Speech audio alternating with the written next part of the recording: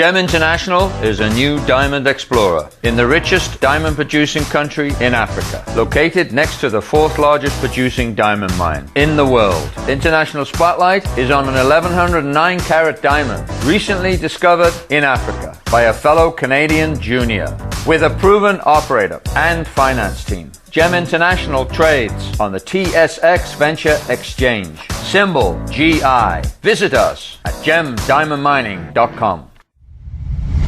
You're listening to HowStreet.com radio, available online at TalkDigitalNetwork.com. Welcome to HowStreet.com radio, the online source for market opinions. Here is Jim Goddard. My guest is Mish Shedlock, editor of Mish's Global Economic Trend Analysis on MishTalk.com. Welcome back to the show, Mish.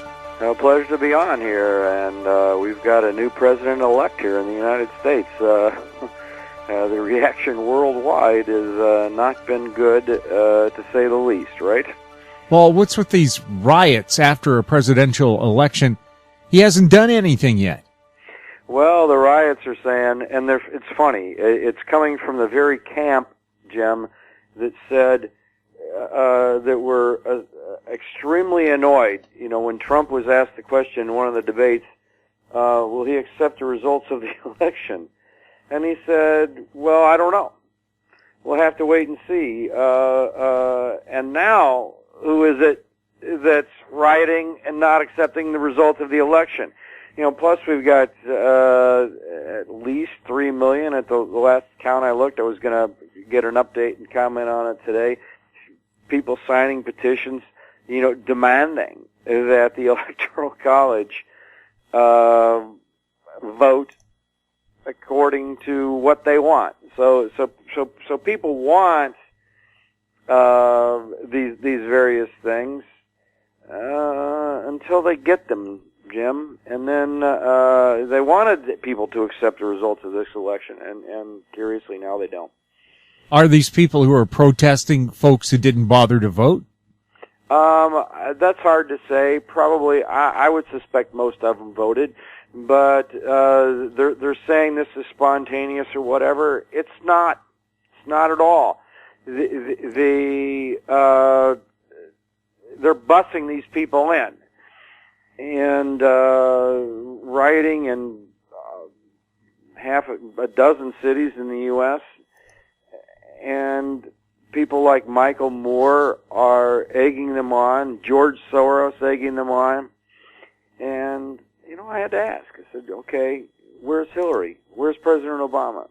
Because if there were similar kinds of actions,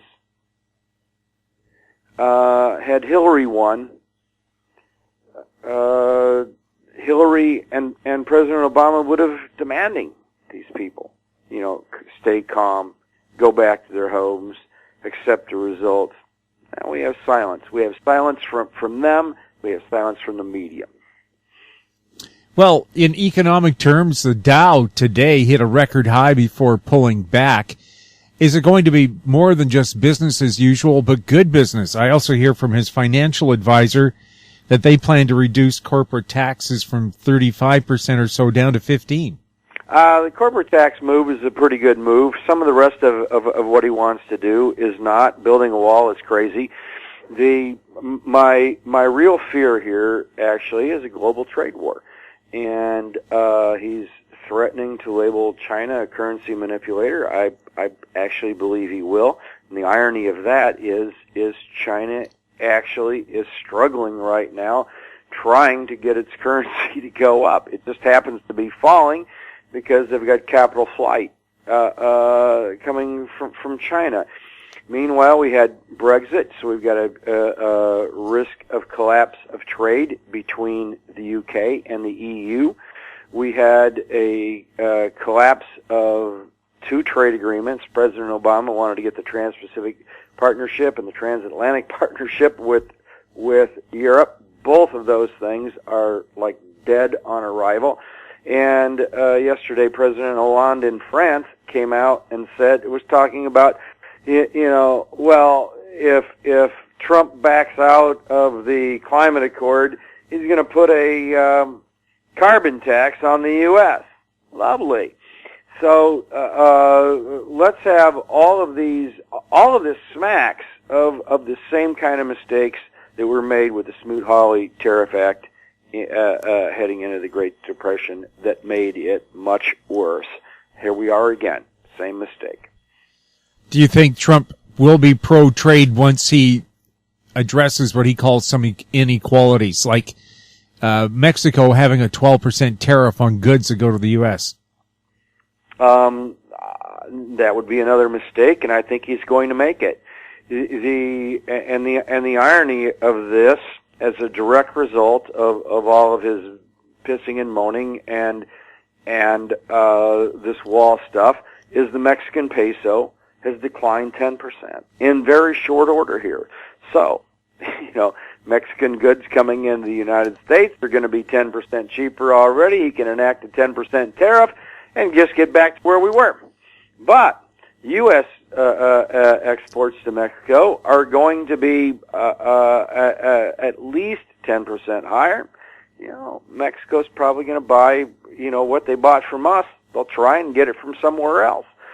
So this smacks of just a huge trade disaster. Now, maybe cooler heads will prevail, Jim, but right now I'm not seeing that as all that likely. Well, the biggest trade bloc in the world is Canada and the U.S. Do you see that being affected? I don't know. Well, the U.S. dollar is certainly higher here, so that's going to make Canadian imports into the U.S. cheaper. But that's been going on for quite some time here. I don't know if that relationship is going to be affected all that much, but we'll have to see. If there's a global slowdown, though, if there truly is a global slowdown, all trade is going to be impacted, period. The U.S. can't get into a trade war with China and a trade war with Europe and Great Britain into a trade war with the EU and not have there be global repercussions. So yes, Canada is going to be affected by this, even if it's in an indirect way. Trump is in favor of the Keystone XL pipeline. Is that going to help Canadian energy? That's certainly going to happen. How much it helps Canadian energy remains to be seen. And one curious thing in all of this, for all the stock market soaring, gold selling off, Treasury bond yields soaring, the one market that just doesn't seem to be believing any of this global growth story here is oil. $43, down from well over 50 a few weeks ago. So we've seen a huge drop in the price of oil. So all this stuff, all this bet on inflation, well, you're certainly not seeing it here in oil, and that's a strong component in a lot of things. So we'll see. Christmas holiday hot shopping season seems to be shaping up quite miserably.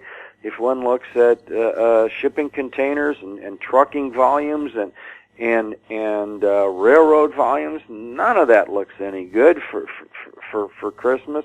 So all this strength in the economy, it's pretty much a bet on just Trump lowering corporate taxes. If you look at the companies that rose the most in that, is some Berkshire Hathaway pays a lot of taxes. So Google, Apple, Amazon, companies that don't have Amazon in particular, don't have a lot of earnings, shelter them overseas like Google does. Those stocks didn't benefit so much. We'll have more with Mish Shedlock right after the break. I'm Larry Ray, President and CEO of American Manganese, Inc., listed on the TSX Venture, ticker symbol AMY, A-M-Y, with proprietary patents in the U.S., China, and South Africa. Our focus is on recycling lithium-ion batteries for electric vehicles. China recently legislated the responsibility for recycling onto their electric vehicle manufacturers and importers. For more information, please visit AmericanManganeseInc.com or phone me, Larry Ray, at 778-574-4444. Welcome back. We're speaking with Mish Shedlock. Mish, are materials going to go up in price? Trump says he wants to rebuild infrastructure. Is that good news for people who supply those raw materials? How fast are we really realistically going to build anything? I don't know. My own personal bet is we're not going to see a wall, but I don't know. I could be wrong. The reason why I didn't think we would see a wall was I figured it would take an act of Congress, and I don't believe Congress is going to approve a wall. However, I did see a piece from Rudy Giuliani. He said that Trump can do this by decree by shifting around money. So, well, if he shifts around money, so we spend money on a wall, then that's money we're not going to spend somewhere else. So, a big materials boom here. I don't know, more road work. You know, we've gone through this once before. It didn't do much. Won't be long lasting. Won't do much. So, Economy's skeptical, but a lot of those stocks rallied hard. So, we'll see. And then, did they over rally, Jim? Because, yeah, I mean, he wanted to do these infrastructure projects, but is Congress really going to approve massive deficit spending, on the wishful thinking that we'll make up for it by cutting taxes? Maybe. For how long? I don't know, especially with interest rates spiking. So the whole thing here, the dollar rising is bad for exports. The tariffs are bad for global trade. The trade wars, obviously, are bad for global trade. A lot of good things have been priced into the stock market rally that aren't going to happen. Well, we know walls don't work. It didn't work with the Great Wall of China. It didn't keep the Mongolian hordes out. Hadrian's Wall didn't keep the Celts from sacking London when the Romans ran the place. The current wall with Mexico doesn't work. They just tunnel under it or go over it or go around it or fly to Canada and then go into the U.S.